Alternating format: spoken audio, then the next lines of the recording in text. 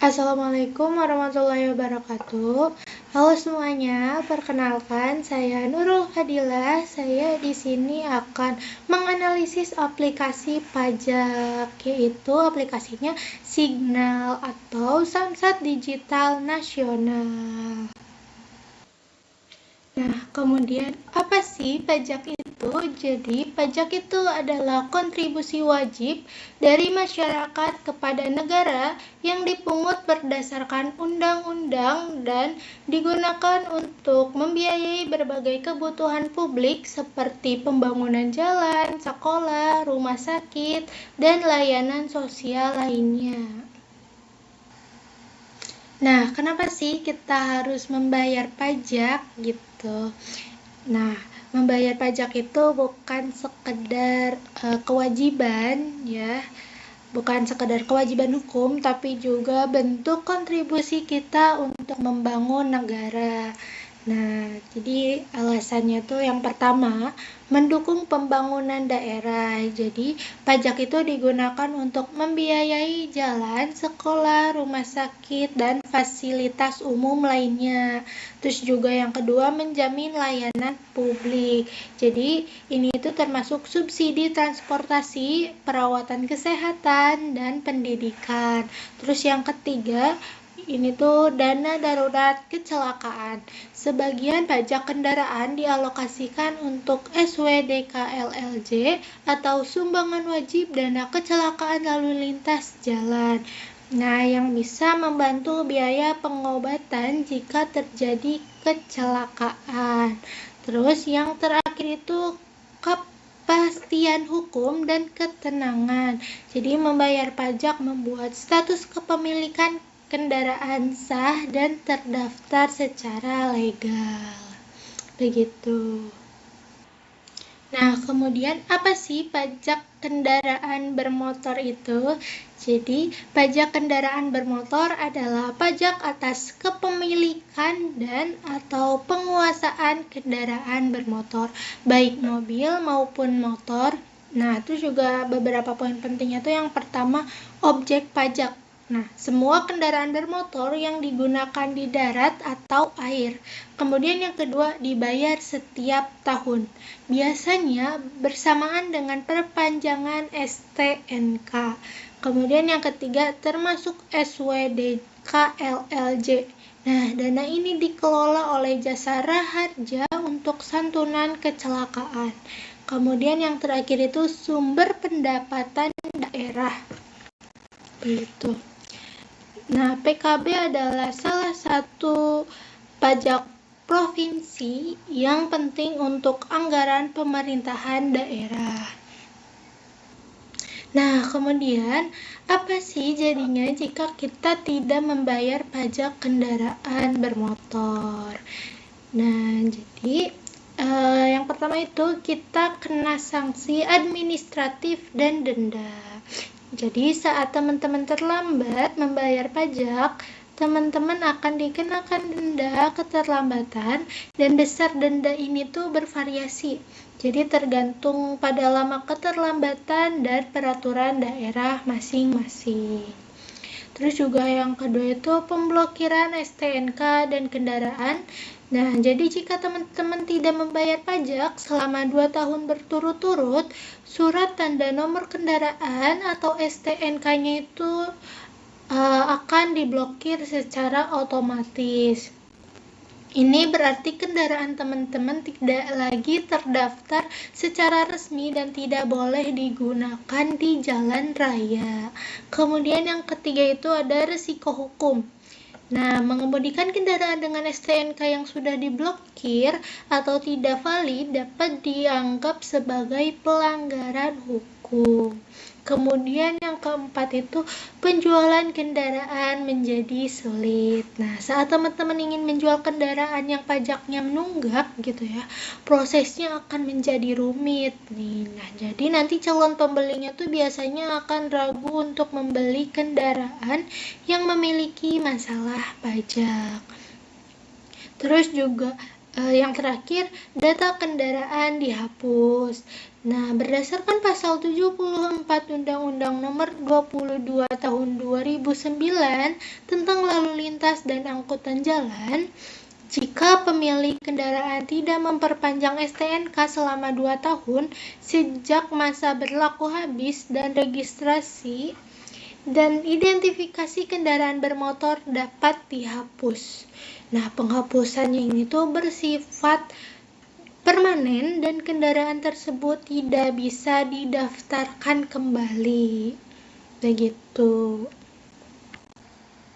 Oke, sekarang kita langsung masuk aja ya ke aplikasi Signalnya, teman-teman. Jadi ini menu utama aplikasi Signalnya. Jadi pertama-tama itu teman-teman harus daftar akun dulu. Gitu. Di sini saya udah daftar akun. Nanti teman-teman daftar akun dulu, nanti bakal diarahin untuk mengisi nick, nama lengkap, nomor handphone, alamat email, dan juga bikin password. Terus juga nanti bakal diarahin untuk registrasi KTP dan juga registrasi muka gitu kayak selfie. Nah, terus juga di menu utama ini nanti teman-teman setelah daftar akun, teman-teman mengisi data kepemilikan kendaraan bermotornya gitu. Di sini saya sudah mengisi. Nanti teman-teman tinggal tambah kendaraan bermotor, klik yang tambah kendaraan bermotor. Nah, nanti di sini isi data diri. Kita coba yang kendaraannya milik sendiri dulu. Nah, nanti isi data diri dari nomor kartu keluarga, terus juga klik milik sendiri, terus nanti masukkan NIK EKTP-nya, terus juga nanti masukkan data kendaraan bermotor. Nah, di sini ada ngisi NRKB atau nomor registrasi kendaraan bermotor atau plat nomor gitu kan. Terus nanti isi juga 5 digit terakhir nomor rangka. Nah, kemudian klik saya menjamin kebenaran data yang diberikan, kemudian klik lanjut. Kemudian kita coba yang milik keluarga satu kakak. Nah, ini jika kendaraannya milik keluarga gitu, bukan milik sendiri. Nanti sama isi data diri, isi nomor kartu keluarganya, terus juga klik milik keluarga satu kakak. Kemudian masukkan NIK EKTP keluarga gitu, yang EKTP yang punya motornya. Terus unggah foto EKTP-nya. Terus juga sama mengisi data kendaraan bermotor, mengisi NRKB atau plat nomor, kemudian juga isi 5 digit terakhir nomor rangkanya. Kemudian klik saya menjamin kebenaran data yang diberikan, kemudian klik lanjut. Begitu. Ini untuk menu tambah data kendaraan. Nah, ini informasi kendaraan bermotornya gitu. Kita ke menu utama. Terus juga di sini ada menu ETBPKP. Nah, apa sih ETBPKP itu? Jadi ETBPKP itu tanda bukti pelunasan kewajiban pembayaran pajak. Nah, ini tuh versi digitalnya dari TBPKP yang bentuk fisik gitu kan. Nah, dokumen ini tuh biasanya diterbitkan setelah teman-teman membayar pajak tahunan kendaraan bermotor gitu. Terus juga di sini di samping ETBPKP itu ada pengesahan STNK. Nah, ini tuh layanan untuk pengesahan STNK secara elektronik. Jadi nanti pengesahan STNK-nya nggak perlu datang lagi ke Samsat, teman-teman bisa di aplikasi Signal ini gitu. Terus juga ada EKD. EKD itu kartu digital ya. Ini merujuk pada kartu digital yang berfungsi sebagai pengganti fisik untuk dokumen atau kartu terkait kendaraan bermotor. Begitu. Kita lanjut ke menu selanjutnya. Nah, di sini ada cara informasi lainnya gitu, diantaranya itu ada cara bayar. Coba kita lihat, kita klik. Nah, jadi ini nanti pembayarannya bisa lewat banyak bank ya. Dan ini tuh bukan cuman bisa lewat bank aja, ini bisa lewat Alfamart, Indomaret gitu kan. Terus juga e-wallet kayak Dana, GoPay. Terus juga ini bisa lewat Shopee gitu, banyak ya pilihannya. Coba kita buka, kita lihat satu.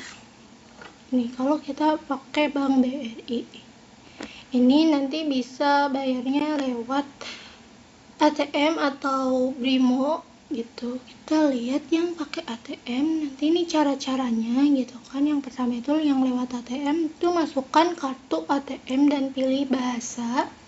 Terus juga masukkan PIN, terus pilih menu lainnya, kemudian pilih pembayaran atau pembelian, terus pilih pembayaran atau pembelian lainnya, kemudian pilih pajak, kemudian pilih Samsat, kemudian pilih masukkan kode wilayahnya, yaitu 3006.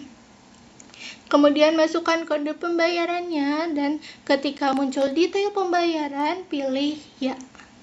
Dan pilih rekening tabungan atau giro. Kemudian transaksi selesai. Kemudian setelah transaksi selesai, mesin akan mengeluarkan struk bukti pembayarannya. Begitu. Kemudian ini yang lewat ATM, kemudian ini yang lewat Brimo. Nah, nanti teman-teman tinggal login ke aplikasi Brimonya, kemudian klik fitur tagihan, kemudian pilih menu signal atau cari fitur signal di search bar, kemudian pilih wilayahnya, kemudian input kode pembayaran, klik lanjutkan, cek detail transaksi dan pilih sumber dana, kemudian klik konfirmasi dan input 6 digit PIN Brimonya, dan struk transaksi berhasil gitu. Ini ya, coba kita lihat yang lain lagi. Oke, coba kalau di Indomaret nih, nah nanti tinggal ini tuh kunjungin gerainya gitu kan, terus nanti sampaikan ke kasir gitu, nanti kasir akan memproses transaksinya. Nanti bila detail transaksi sudah selesai, berikan uangnya pada kasir. Kemudian transaksi pembayaran selesai dan kasir akan memberikan slip transaksi atau struknya. Nah, nanti dari aplikasi signalnya akan otomatis menerbitkan dokumen digital berupa ETB-PKP atau pengesahan dan EKD-nya, kartu digitalnya. Nah, transaksi berhasil begitu. Jadi teman-teman agak nggak perlu bingung lagi untuk pembayarannya, karena ada cara-caranya di setiap pilihan pembayarannya ya. Kita kembali. Nah, ini ada menu peraturan.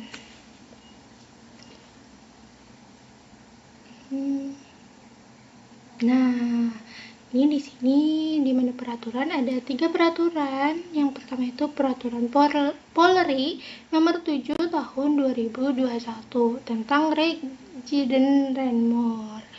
Terus yang kedua itu ada Permendagri nomor 1 tahun 2021 tentang perhitungan dasar pengenaan pajak Ranmor.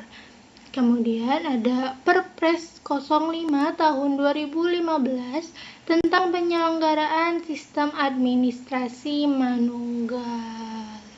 Ini 3 peraturannya ya. Kita klik kembali. Kemudian di sini ada info samsatnya.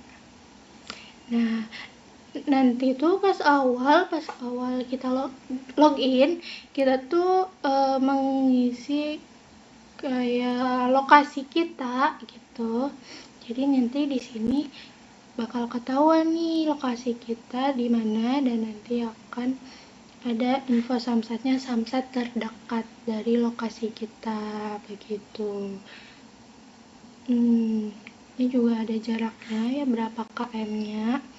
Terus kita kembali, kemudian ada FAQ. Di sini jika teman-teman bingung ya dengan fitur-fitur aplikasi ini, nanti juga ada caranya, kayak bagaimana sih cara pendaftaran akun login di aplikasi Signal gitu kan. Terus juga bagaimana jika saya tidak mendapatkan email verifikasi gitu kan. Nah, ini beserta cara-caranya ya. Kalau teman-teman bingung, nanti buka FAQ aja. Oke, kemudian ini ada berita-berita gitu. Oke, kita ke menu transaksi di bawah di samping beranda. Nah, ini ada riwayat transaksinya. Kebetulan saya belum bertransaksi, jadi masih kosong ya.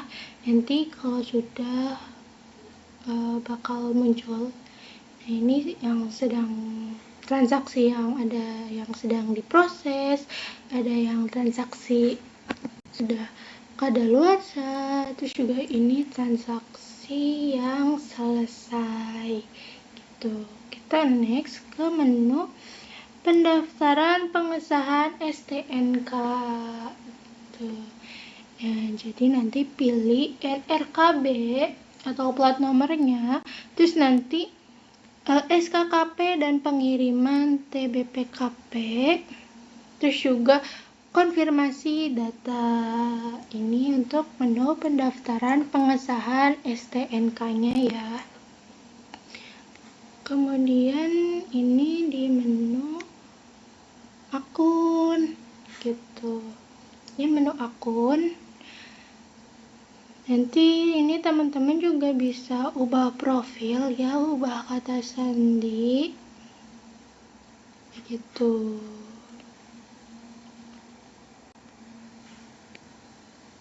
Nah, kita balik ke menu utama. Ini sih cuman segini fitur-fitur atau menu-menu di aplikasi Signal itu. Ya. Baik, cukup sekian analisis aplikasi pajak Signal dari saya. Mohon maaf jika ada salah-salah kata. Wassalamualaikum warahmatullahi wabarakatuh.